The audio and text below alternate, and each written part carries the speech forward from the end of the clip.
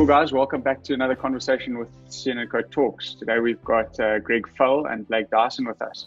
Welcome gents, and thanks for joining us. Thanks for having us. Thank you. Cool. So without further ado, like the whole discussion really today is about the RMB rowing documentary that's just been released, A Story of Courage.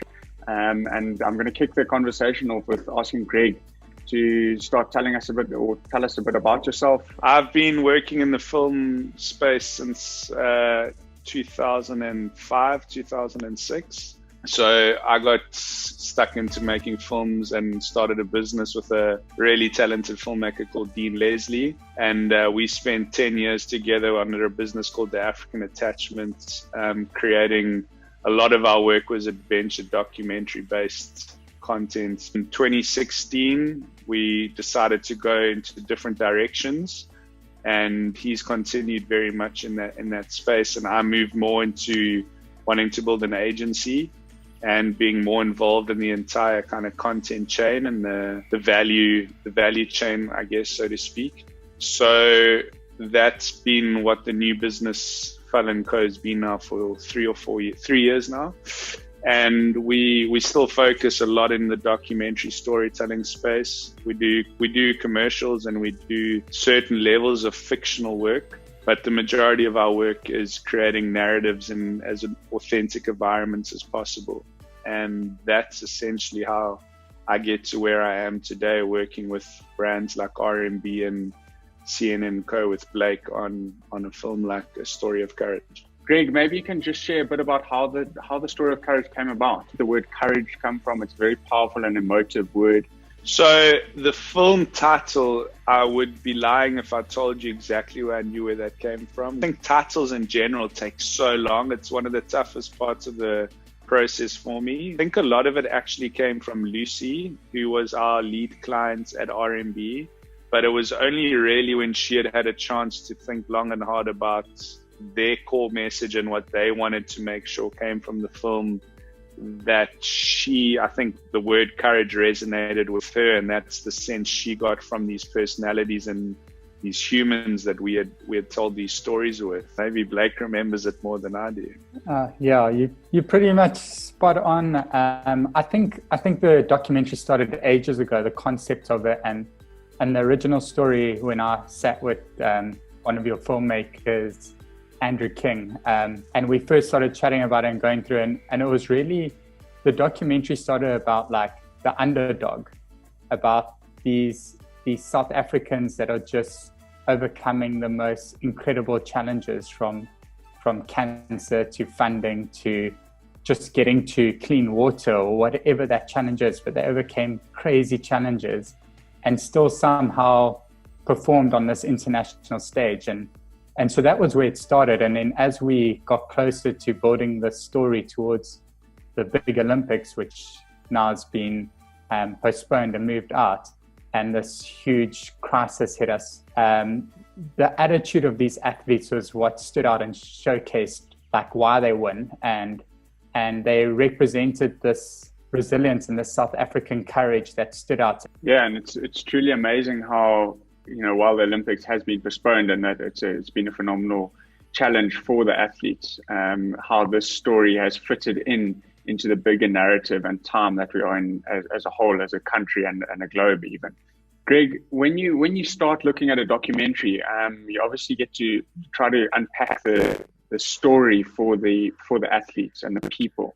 How and where do you start in understanding a personality when you're putting a documentary together? Yeah, I mean, so post-production is your biggest friend in documentary space. You spend a lot of time in post, a group of us huddled around a computer and a whiteboard and really unpacking what's there. When you get, so you can go into a documentary with an idea of what you want to shoot, but the whole notion of documentaries is nothing scripted about it.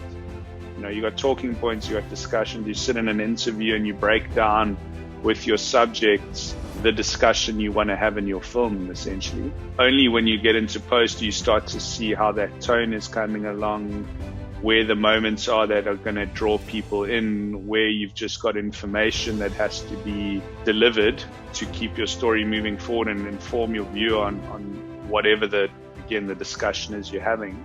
And we needed to make sure we didn't want it to be a chapterized story. So we didn't want to do Tubbs' story and then Lawrence's story and then Kirst's story and cut and fade to black and move to the next one. We really just wanted to keep them moving and just keep you, okay, that's cool, this person's from this person, now we're going here. Let the music help you on that journey. Have some kind of arc so you feel emotion, you're surprised. Blake, if we can transition into some questions for you, and maybe you can tell us a bit about who and what the National Rowing Squad is. So the RMB National Squad are basically our national team that are training towards representing South Africa at the Olympics, and it's made up slightly differently to other sports, and athletes can every couple of years can apply or qualify to join the squad. Roger, the head coach, and the team don't necessarily not allow anyone to join. They more encourage people to join, but you have to live in Pretoria, close to Roodepoort, or in Joburg, and be able to travel to Roodepoort and train as a team. And so the amount of hours they put in and the science behind their training plan is incredible. And so it doesn't work that people can train all over the country or in different places. They have to be together. The national squad at the moment is made up of, it's around about 20 at the moment. We're around about 23 athletes, with the majority of them being very young and in their first couple of years of rowing at that level. So it looks very good for Paris Olympics that we have such a young and deep and talented pool at the moment. Blake, so thanks so much for sharing that insight into the squad and it sounds like a phenomenally competitive and also but a nurturing environment at the same time. And also you described it earlier as being a family. And I think that is so important from a sport team and helping people grow both professionally and personally. In the documentary, Roger mentions around how Olympics has played such an important part in helping or escalating South African rowing to where it is today. And I just wanted you to give a bit more context to what has helped rowing get to the level that it is at today. South Africa's been rowing forever. I mean, we've got, I think, the oldest existing race in our country is the Buffalo Regatta in East London. That's been going on since before World War I, if I'm not mistaken. So, and it's still going.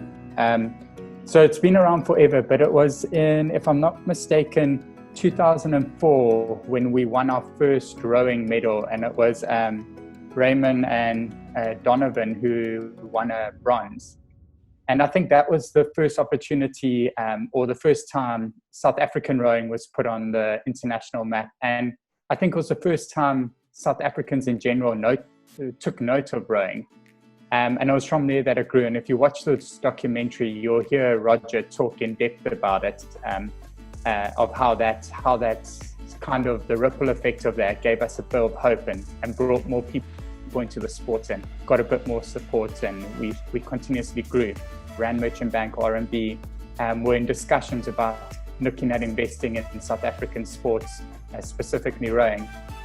And amazingly, they jumped on board at that time or just after the Olympics and committed to their first 4 years of sponsorship.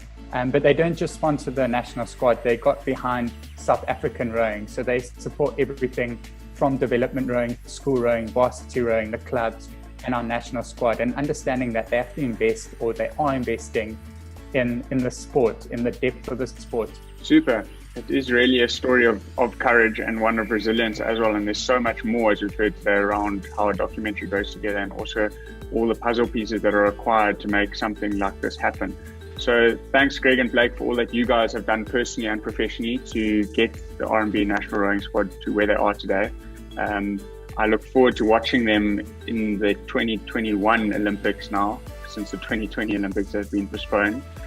So thanks again so much for your time, and look forward to chatting to you further. So yeah, just in closing, if you haven't watched the documentary yet, please head over to www.rowing.rmb.co.za, and you can find all the details for the documentary there. And then also be sure to check out the National Rowing Squad on the various social media channels.